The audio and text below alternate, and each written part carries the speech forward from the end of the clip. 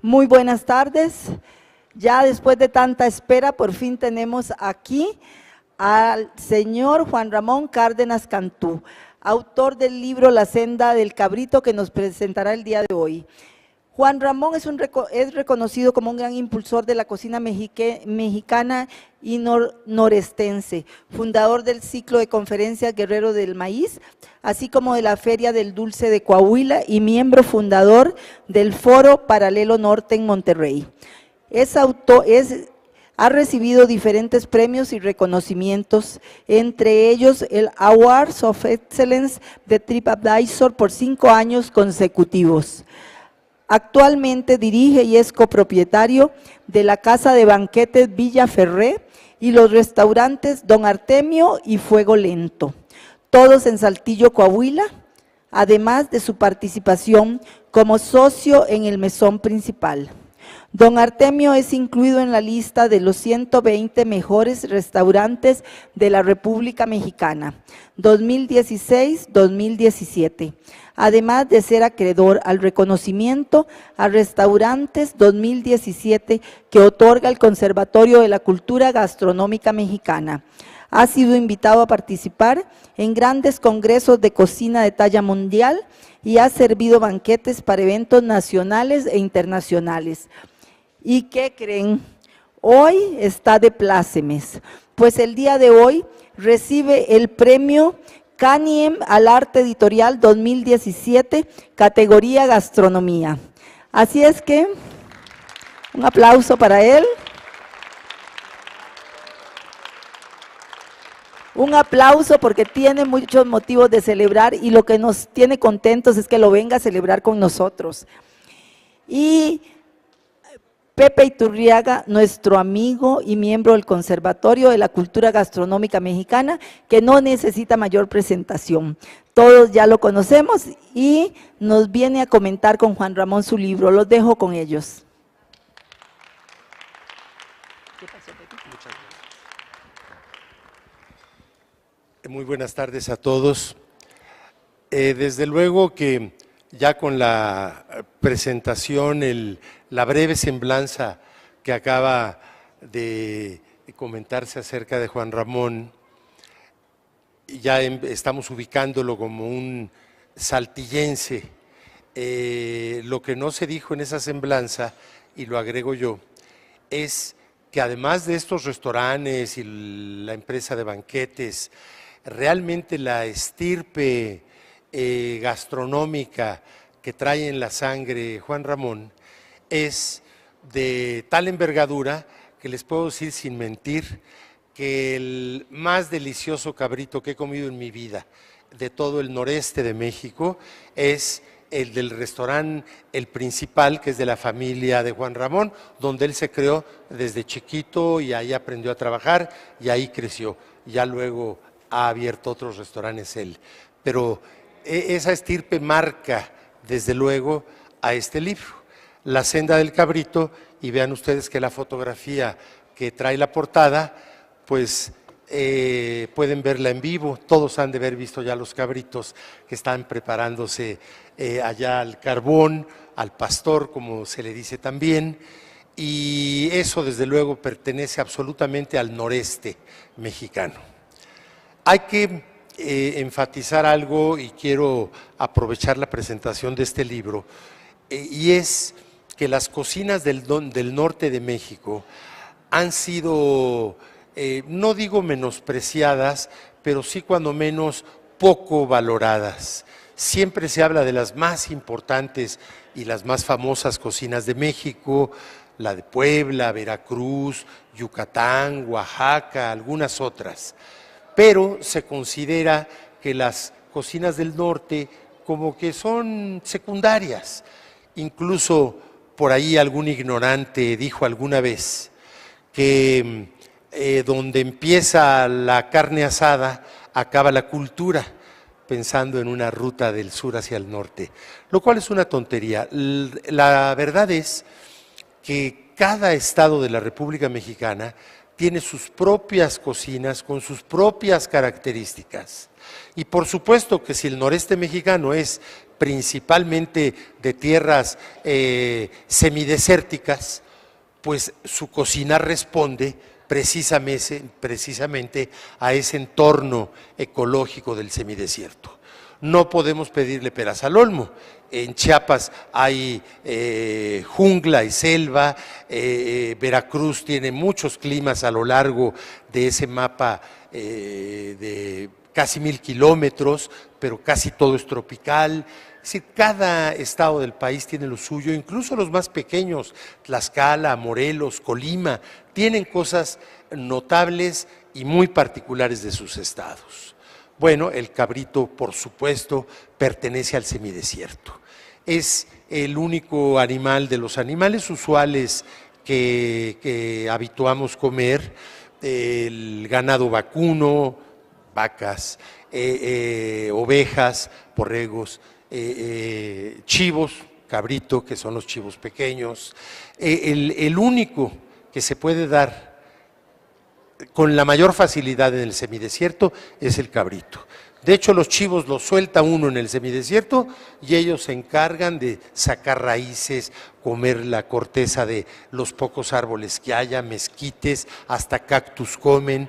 Entonces, el cabrito, por supuesto, es precisamente correspondiente a ese entorno semidesértico. Habría que considerar otra cosa para esa gran división de las cocinas de México, que sí existe, pero no es que unas sean mejores que otras. Es una división que corresponde más o menos en el mapa en una línea horizontal que pasa por Zacatecas. ¿Qué es lo que señala? Que al sur de esa línea sea no solo cierto tipo de cocinas, sino en general cierto tipo de culturas, y de allá al norte otra. Algo fundamental, que cuando en el siglo XVI sucede la conquista de México, los españoles empiezan a avanzar, después de la caída de Tenochtitlán en 1521, van avanzando hacia el norte.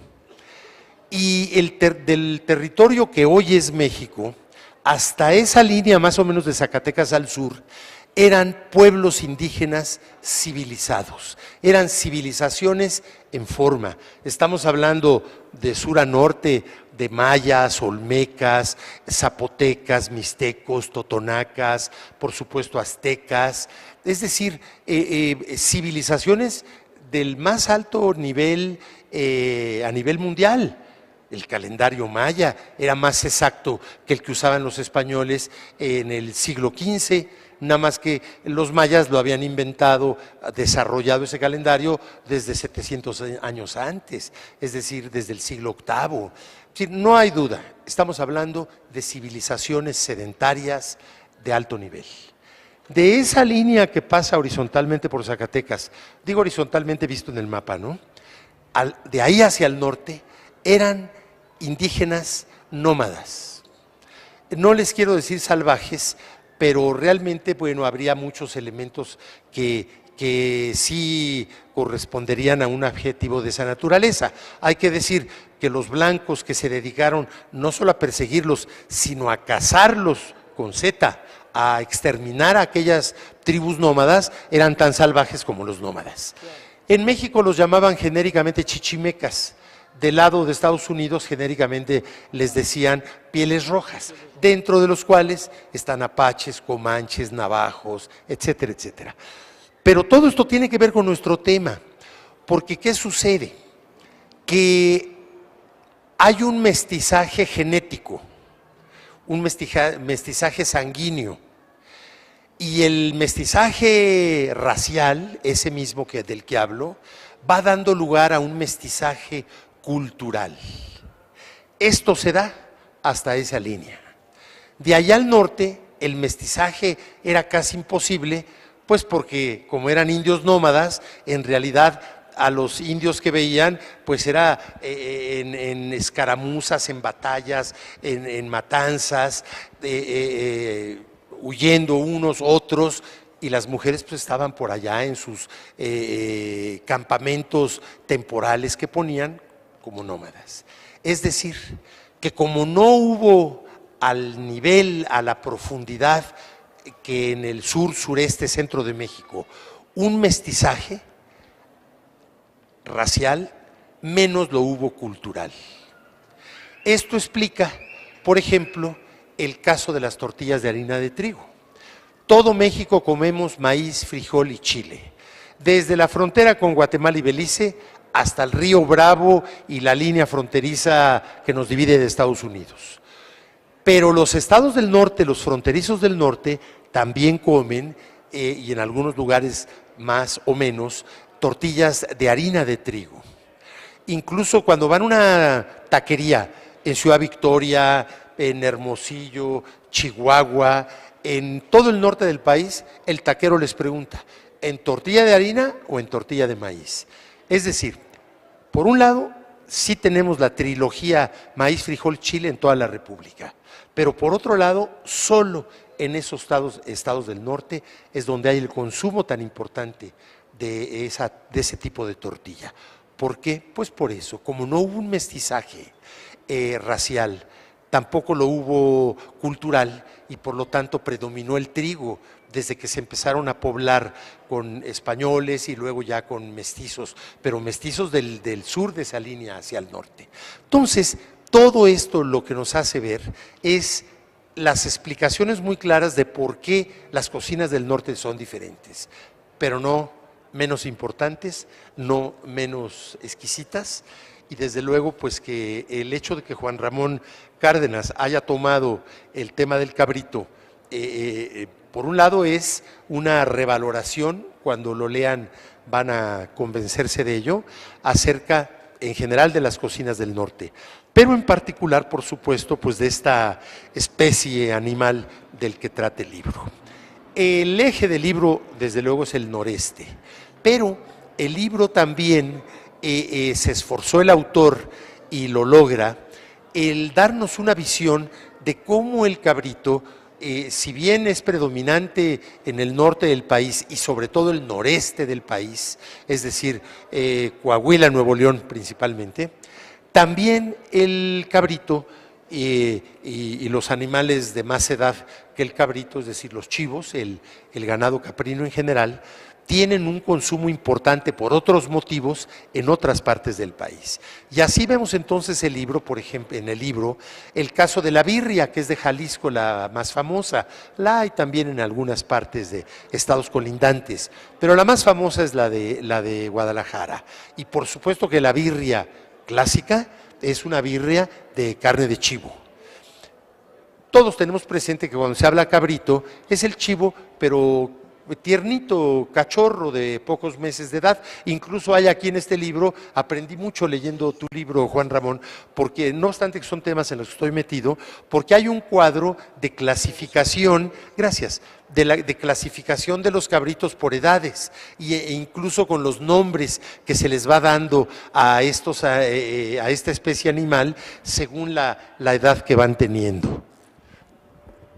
Y aquí pueden ver ustedes, efectivamente, aunque lo vean de lejos, bueno, sí ven que son los dibujos de los animalitos de diferentes edades, y muy interesante lo que va describiéndonos y nos hace aprender. Y bueno, por cierto que de la birria hay algo que da pie a un comentario muy importante. La birria tiene una complejidad en términos de técnica culinaria, que no nos vengan luego a querer apantallar la cocina francesa con sus técnicas muy sofisticadas. Desde luego la cocina francesa es muy rica, es la líder mundial, pero la cocina mexicana se declaró por la UNESCO Patrimonio Cultural de la Humanidad, fue la primera del mundo en recibir esa declaración, antes que la francesa. Ahora, esto de las técnicas culinarias es muy importante en la cocina francesa y en muchos aspectos de la cocina mexicana también. La birria, primero con un adobo en crudo, la carne del chivo se cuece al vapor. Estoy hablando de la clásica, hay muchas variantes y aquí en el libro lo van a ver, pero la que yo tengo muy clara por otros trabajos que he hecho es la más original, que no todos la hacen ya porque es compleja. Entonces la carne en crudo se adoba y se cuece al vapor. Y luego ya cocida al vapor, se hornea. Fíjense nada más, como algunas salsas mexicanas que parece que no tienen mucho chiste. Ah, no, ¿cómo no? ¿Qué técnicas culinarias? Primero al comal, cocer jitomates, chiles, ajitos. Luego se muelen, molcajete preferentemente, y luego la salsa se puede freír. Es decir, hay en la cocina mexicana muchas expresiones gastronómicas de complejas técnicas culinarias. También en el libro vemos en todo un capítulo una parte que no todos tenemos presente, que es el desarrollo muy importante de la industria quesera, de quesos de cabra, muy especialmente en el estado de Querétaro. Estamos haciendo quesos de cabra en Querétaro y ya en otros estados del país, que no le piden nada a los quesos europeos. Se hace el envuelto en ceniza, se hacen de muchos. Verdaderamente tenemos magníficos quesos de cabra. Y aquí, en el libro, vemos en particular cómo está presente una granja de un amigo en Querétaro, que por el libro me enteré, Juan Ramón, que es muy amigo tuyo, pero mío también, sin que lo supiéramos. Yo he estado en esa granja y hemos comido como príncipes con el propietario, que además es un doctor calificado, muy calificado, pero que se dedica ya a tiempo completo a los quesos. Tiene sus propias chivas y desde luego él hace los quesos. También tenemos en el libro, para dar un tercer ejemplo, otro caso del uso de esta especie animal, pero con una tradición muy antigua y muy arraigada, incluso con muchos aspectos religiosos. Me refiero al mole de cadera poblano, que en realidad es del estado de Puebla, no de la ciudad de Puebla, porque sobre todo se hace en Tehuacán, aunque también lo hacen del lado oaxaqueño por Guajuapan de León, es decir, la Alta Mixteca. Este mole de cadera, que se hace con chivo, la característica que tiene es el que son animales que se llevan desde la Mixteca, a veces de la Mixteca Media hasta Tehuacán. Es decir, es una peregrinación de alrededor de 200 kilómetros en que van los chivos pastoreados por la gente que los lleva a Tehuacán. Esto tiene una consecuencia gastronómica muy importante, que por esa caminata que dura varias semanas, de 200 kilómetros, la carne llega completamente magra a Tehuacán, es decir, sin nada de grasa, porque se consumió en esa larga caminata, aunque los animalitos vienen comiendo, por toda esa zona también semidesértica, por cierto. Y además la propia carne toma una consistencia, pues por el ejercicio de los propios animales en ese largo trayecto. Y es la matanza de los chivos para el mole de cadera es un acto religioso. Tiene muchas implicaciones, que hay incluso ensayos antropológicos alrededor de las tradiciones religiosas atrás de esa matanza famosa en Tehuacán para hacer el mole de cadera, que si mal no recuerdo es en estas fechas, verá en octubre la más famosa matanza de allá del chivo. Bueno, ya para darle la palabra a nuestro autor, que es a quien todos queremos escuchar, yo solo quisiera mencionar dos cosas. Por un lado, el que también en la Alta Mixteca hay muchas expresiones que usan el chivo en otras variantes que no es mole de cadera, pero son muy poco conocidas. Ahí, por supuesto, son absolutamente del conocimiento del pueblo, pero fuera de ahí no se conocen. Por ejemplo, se hace una barbacoa de chivo.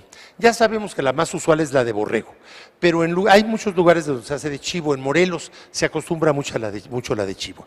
En la Mixteca hacen una barbacoa de chivo, que yo la he comido cerca de Guajuapan de León, y abajo de los bultos de carne envueltos en la penca del maguey y enterrados en un hoyo como se hace la barbacoa, ya se acuerdan que para hacerlo se quemó leña con piedras, y ya que se convierte en brasas y las piedras están como al rojo vivo, sobre eso es donde se ponen los bultos de carne y luego se tapa con tierra para que se cueza toda la noche. Bueno, abajo de los bultos se pone una charola para recolectar el jugo que se va decantando del cocimiento de la carne. En todo el centro del país, cuando comemos barbacoa, nos lo ofrecen. ¿Quiere consomé de barbacoa?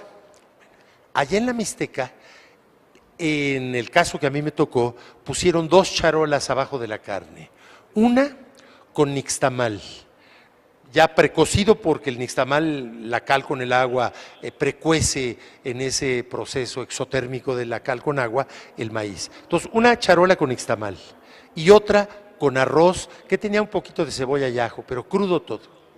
Y entonces, toda la noche estuvieron recibiendo el caldo que escurre de los bultos de carne, y cuando abrieron la barbacoa, ahí no le ofrecían a uno consomé, sino acompañando su carnita, ¿quiere maíz o quiere arroz?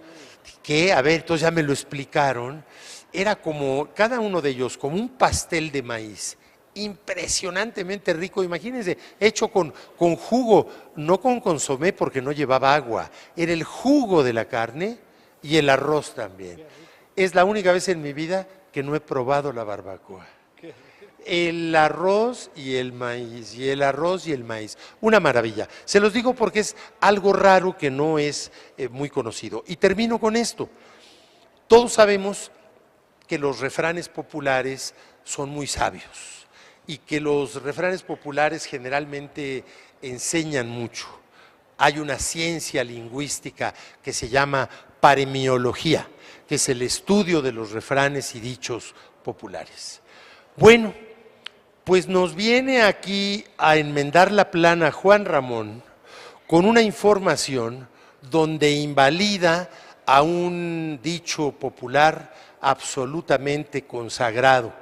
Y es un dicho que se usa cuando alguien quiere engañar a otro. Muchas veces cuando la novia o el novio quieren engañar a la pareja, y es que no te hagan de chivo los tamales.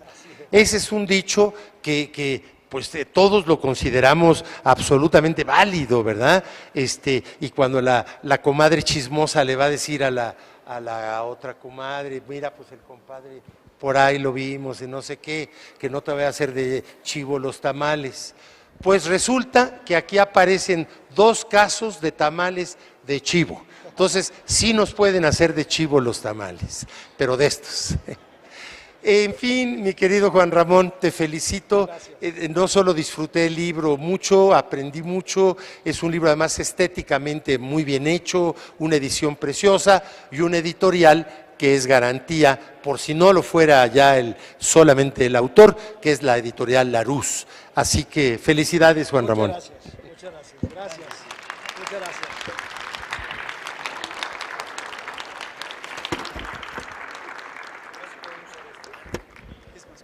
Sí, hola, muy buenas tardes a todos.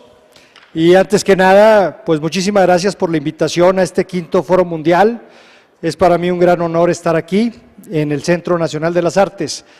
Y además, externo mi gran admiración al trabajo que lleva a cabo el Conservatorio de la Cultura Gastronómica Mexicana, que gracias a ellos se nombró la cocina mexicana Patrimonio Inmaterial de la Humanidad, lo que a todos los que estamos aquí, que vivimos de la gastronomía, nos brinda un sinnúmero de oportunidades. Y entonces es un beneficio que baña a todo el país. Muchas gracias por ese trabajo que se hizo en favor de todos los mexicanos. Sí, sí es un gran aplauso y muchas gracias, me siento muy honrado de estar aquí. En segundo plano, me siento doblemente honrado porque admiro muchísimo el trabajo de don José N. Iturriaga, de más de 50 libros escritos, un gran historiador, escritor, literato, y que también tiene muchos libros de gastronomía. Para mí es un gran honor que seas el presentador del libro. Muchas gracias, Pepe. Y otro agradecimiento más también, bueno, están aquí varias personas que participaron en el libro. Está María Elena, que nos regaló una receta de chivo tapeado. Acá está Elenita. Muchas gracias, María Elena, por esa receta que está en el libro. Un aplauso a María Elena. Y está también un gran amigo mío, todas las fotografías de los platillos que se hicieron aquí, de ese libro que pudo tomar, que tiene ahora un premio, que hoy me avisan de que se le va a dar un premio por al arte del libro, y es el fotógrafo Fernando Gómez Carvajal, el maestro Fernando. Fernando, muchas gracias y muchas felicidades. Un agradecimiento a los chefs que vienen de Saltillo. Cristian, den un paso por favor para acá. Saluda, Cristian. Juan, el chef Juan, por favor, muchas gracias. Ellos están preparando acá el cabrito. Y bueno, la realidad es de que el año que entra cumplo 25 años de casado, y en todos estos años siempre está mi esposa Beatriz. Aquí está Beatriz, muchas gracias. Y obviamente pues gracias a todos ustedes. Digo, son muchos agradecimientos, pero yo creo que tenemos que ser agradecidos con la vida y con todas las personas que suman. Este es un libro que suma, y bueno, vamos a ver la presentación, creo que funciona, aquí está. Este libro, bueno, primero que nada, me significó para mí mucha satisfacción, trabajo e ilustración. Yo nací con el cabrito, me enseña a hacerlo mi padre, mi abuela, mis dos abuelas y mi madre, o sea, todos hacían cabrito de manera diferente, y a mi padre lo enseña su abuelo, o sea, mi bisabuelo. Entonces, yo pensé que era el chiquismiquis, ¿verdad?, del cabrito, que sabía todo, y a la hora de que nos vamos a investigar, pues me doy cuenta de esta grandeza en México, en donde el cabrito traspasa ciertas fronteras, y podemos ver como los ejemplos que dijo ahorita el doctor Iturriaga. Entonces, gran ilustración que me trajo. Les comentaba que el cabrito pues está en mi sangre por esta familia en la que yo nací, esta familia norteña. Mi padre falleció el año pasado, no alcanzó a ver el libro, y ahí está mi madre que me enseñó ella a hacer la fritada. Este es un cabrito de Saltillo, de la zona de Saltillo, ahí en uno de los corrales. El cabrito, bueno, está en el noreste de México, es como se toca parte aquí de los temas. Se habla de lo que platicó ahorita el doctor Iturriaga, del virreinato, de cuando llegan esas 400 familias tlaxcaltecas al noreste, como ahí comienza un mestizaje con los tlaxcaltecas y los españoles en el norte de México. O sea, es un mestizaje por todos lados, es de Tlaxcala, de España, en una zona del norte, y ahí es donde se da esta cultura que nosotros vivimos. Ahí está el trigo, los trigales del norte, y bueno, pues las cabras crecen en climas áridos y semiáridos, y en el mundo existen más de 60 razas de cabras domesticadas. En México, estas son las 6 razas que más se utilizan. Claro que hay más en el país, pero las que más se utilizan de una manera comercial y permanente es la raza alpina, la mancha, la sanen y la nubia. Esas 4 son las que hay en el semidesierto. Después la Boer y la Toggenburg. Cada una tiene diferentes características y se adapta de diferente forma. Chequen las orejas de cada una de ellas. Las orejas es una de la forma en la que se identifican las razas caprinas. Hay 3 métodos para criar cabrito. Es el extensivo, que es el tradicional de pastoreo, el intensivo, que es en establo, que es complicado porque la cabra tiene que andar en el monte, y si no las pezuñas se le enferman, y si se enferman las pezuñas la cabra se echa, deja de comer y ya, ahí se queda, ya no se puede parar y se muere el pobre animalito. Entonces no es fácil tenerlo intensivo, y semi-intensivo es como se está tratando de hacer ahora por la falta de pastores. Tenemos un serio problema en el país porque pues la gente ya no se quiere dedicar al pastoreo de animales. Entonces estamos trabajando con modelos semi-intensivos. Después de dar un poco de historia y demás en el libro, viene los caprinos en la cocina de México. Y bueno, pues principalmente aquí el cabrito al pastor. El cabrito al pastor se prepara en el noreste, Coahuila, Nuevo León y Tamaulipas. El cabrito al pastor tiene una característica muy importante, allá los pueden ver, son 3 animalitos que estamos asando. Tienen que ser de 0 a 45 días de nacido, o sea, no puede pasar más de 45 días. Deben de ser alimentados 100% con leche. Entonces ahí el ganadero tiene que ser un ganadero preparado, que sabe tratar a las cabras, porque si tú no tienes el animal bien tratado, el cabrito se sale y empieza a pastar. Y si pasta, su sabor cambia. Entonces el ganadero, el criador, tiene que tener especial cuidado de no, de que el cabrito no salga y a la vez de que el cabrito engorde. Cristian, ¿nos puedes ayudar con el cabrito, el que está más gordo? A lo mejor podemos, hay una cámara ahí, si le puedes dar la vuelta. Miren, ahí está la cámara. Cristian nos va a hacer el favor de dar la vuelta. Miren nada más, ahí déjalo, que se vea, ok. Ustedes ven esa, bueno, son las piernas. Subimos la cámara tantito, por favor. Ahí, esos son los riñones. Esa es la riñonada. Entonces, en la res, esa parte, en la res esa parte se llama full loin en inglés, y es de donde sale el ribeye, el filete, el chuletón. Los cortes más preciados de la res salen de esa parte. Ese es el pecho. Pero entonces la característica principal, si bajamos un poco más, abrimos la cámara, tantito por favor, la toma. Si la pueden abrir un poquito más, ándale, ahí está. Vean la cantidad de grasa. Ese es un animal precioso. O sea, yo ya ahorita me quiero echar esa riñonada.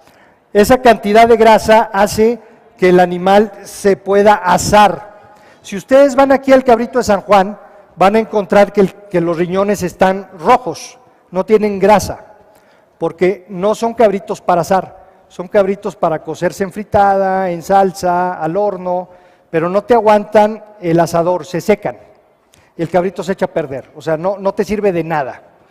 Entonces la principal característica de calidad es la gordura del animal, que aquí lo tenemos. Ese es un animal fuera de serie y que queda increíblemente delicioso.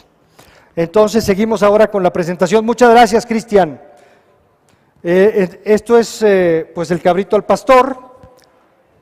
Encontramos que el cabrito al pastor también, algo bien interesante, es que hay una creencia popular de que es netamente judío. La gente empieza a decir que es sefardita, que es una costumbre sefardita. En realidad, en las investigaciones que hicimos, hablando con distintos historiadores del noreste, se puede llegar a pensar que el cabrito viene de los portugueses. Los portugueses llegaron al noreste comerciando esclavos, buscando esclavos pieles rojas. Portugueses, españoles y también sefarditas. Y que se instala el cabrito porque el desierto fue como, haz de cuenta que le cayó, como dicen coloquialmente, como anillo al dedo. O sea, la cabra se estableció en el desierto y en el semidesierto de una manera formidable, y precisamente eso nos viene a dar la senda del cabrito, como se llama el libro. Lo que nos dimos cuenta es de que el cabrito en México, por ejemplo en Guadalajara, que venimos con la birria, viene de regiones como de Matehuala o de Zacatecas, que también son semidesérticas, y que es donde se desarrolla el cabrito. La birria, bueno, pues se toca ahí, anduvimos haciendo investigación, un ingrediente que no es mexicano y que forma parte importantísimo de la birria, y es secreto porque no te lo dice nadie, pero ya estando en el libro, pues ya todos lo pueden saber. Es el jengibre seco. Jengibre seco lleva y le da un sabor especial a la birria. Aquí está una gran amiga, también investigadora y que nos ayudó en todo el tema de la birria, Maru Toledo. Maru Toledo, la admiro muchísimo, tiene 22 libros escritos de cocina de Jalisco nada más de cocina de Jalisco. Conoce toda la cocina que hay en Jalisco. Maru nos hizo el favor de ayudarnos con todo lo de la birria. Como les decía, este es un libro que suma a muchos participantes, es un libro incluyente. Aquí tuvimos 2 birrias, la de chivo tatemada y la de chivo al horno sin tatemar. Después tenemos la barbacoa de chivo, que como decía el doctor Iturriaga, pues es típica en el estado de Morelos, se hace muchas veces en tambo, ¿verdad? También es barbacoa de tambo, le dicen, o barbacoa de tambo, de tina o de olla, sí, en las tinas más chicas. Tenemos, bueno, precisamente lo que les comentaba aquí, de María Elena Vázquez Lugo, la receta que nos compartió, el chivo tapeado. Es espectacular este chivito, de cómo se hace en un cántaro y se tapa con una costra de masa de maíz y se cocina lentamente y queda salseado riquísimo. Después, bueno, hablar de cabrito en México, pues no podemos dejar de hablar del Correo Español, aquí de la Ciudad de México, que ahora es Casa Evia, y que, bueno, tienen una gran tradición caprina y que fueron unos grandes introductores a la Ciudad de México. Platicando con ellos, me comentaban que llegaban a introducir 50,000 cabritos al año aquí en la Ciudad de México. Es una cantidad descomunal de cabritos que utilizaban en su restaurante.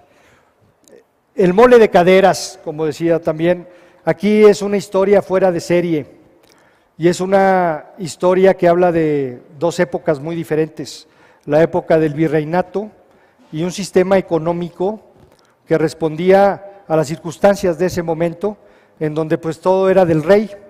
Entonces el rey tenía millones de cabezas de ganado caprino y cada año se sacrificaban alrededor de entre 300,000 y medio millón de cabezas para hacer carne seca de chivo, que se le nombra chito, y son unos trozos, no es laminada, es un trozo de carne como si fueran pequeños jamones serranos, lo cual permitía que los marineros de la flota real y las élites de la milicia del rey trajeran proteína todo el año en sus alforjas. Sacaban su pedacito de cabrito, con el cuchillo le cortaban tantito y comían proteína en los viajes o en todas sus travesías.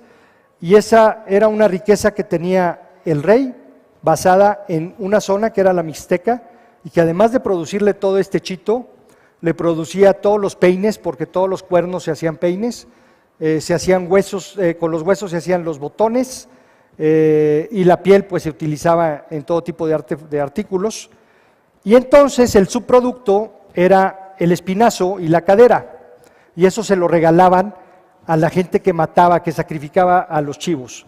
Era un regalo, y por eso pues ellos empezaban a hacerlo, hacían su fiesta y la vendían, y era un platillo muy barato, era un platillo sumamente barato. Ahorita el platillo de mole de caderas este año en Puebla cuesta 450 pesos, un platito de mole de caderas, porque pues es ahora muy caro, se transformó, ya el chito, la carne seca, pues no tiene esos soldados que la requieren, entonces el sistema económico que nos rige hoy en día, pues no da cabida a ese sistema de producción que teníamos de antaño, por lo que les recomiendo que vayan y vean, antes de que eso se acabe, a Huajuapan de León o a Tehuacán, Puebla, para que vean esa matanza del mole de caderas.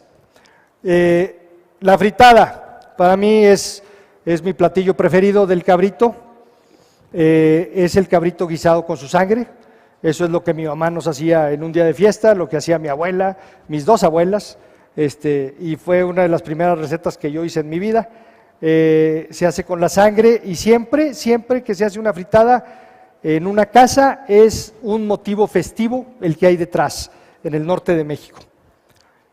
Aquí está don Carlos, precisamente él tiene un doctorado en lácteos de la Universidad de Sorbona de París y tiene sus chivas y se dedica a criar sus chivas y a hacer sus quesos. A sus chivas el pelo les brilla, a todas, tiene 100, siempre tiene 100, deja 1 o 2, vende 1 o 2, él se mantiene con su stock de 100 chivas.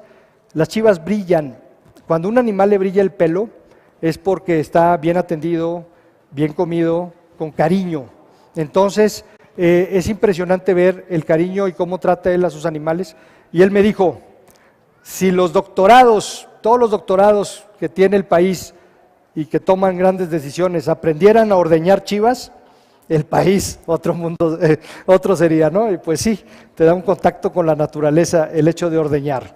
Entonces nos habla de los quesos, también los dulces de leche de cabra. Ustedes saben que la mejor cajeta de leche es la cajeta de leche de cabra. Entonces, pues hablamos aquí también de los dulces de leche y después vienen las recetas. En las recetas están los platillos infaltables, que son los tradicionales. Miren, ahí están las cabecitas de cabrito, los machitos. También ahorita podemos cambiar si está todavía la cámara o ya no está. ¿Sí está o no? No la veo. ¿Sí? Ahí podemos ver los machitos, Cristian. Ya los partieron. Entonces ya la van a poder probar. Los machitos es el hígado, el corazón y el bofe. A ver, ¿alguien sabe lo que es el bofe? ¿Qué es? El pulmón, efectivamente. El bofe es el pulmón.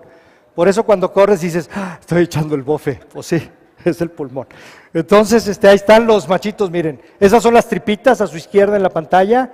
Es hígado, corazón y tripita, envueltos con las tripitas. Ahí está el hígado, se puede ver. Es algo con mucho sabor, se los recomiendo. Muchas gracias por esa toma. Vamos a hacer el switch. Ahí están las cabecitas también. Después vienen recetas de amigos. Invité a muchos chefs. Bueno, para ser exactos son 14. A Edgar Núñez, Arturo Fernández, de aquí de México, a Ángel García de Tampico, Alejandro Ruiz de Oaxaca, Liz Galicia de Puebla, María Elena Vázquez Lugo de Querétaro. Por supuesto está el gran chef Ricardo Muñoz Urita con una de sus recetas. También Ricardo Muñoz Urita escribe el prólogo del libro. El prólogo también está muy bonito aquí el libro. Y bueno, son nuevas propuestas de recetas utilizando el cabrito como ingrediente principal. Tenemos recetas que yo he desarrollado, como buñuelos de cabrito, o la ensalada que está allá arriba, que es una ensalada de lenguas de cabrito, inspirada en la ensalada de lenguas de pato de China, chilitos rellenos de cabrito, esos canelones, en fin, una cantidad de recetas de cabrito que ustedes van a poder disfrutar. Y pues no me queda más que agradecerles su tiempo, su interés por este libro, volver a agradecer al Quinto Foro y por supuesto a don José Iturriaga, que ha sido un honor que presente ese libro, Pepe. Gracias. Sí, muchas gracias. Gracias. Y ¿no les quieres decir cómo va a ser lo del cabrito, si les van a pasar? Sí. Yo creo que ahorita nos vamos a ir formando, ahorita para la degustación. Podemos empezar con los machitos, Juan. No es lo único que me voy a comer antes. Ándale. Y ahorita después ya empezamos a partir el cabrito con el hacha. Muchas gracias. Como no me va a tocar la cola. Sí.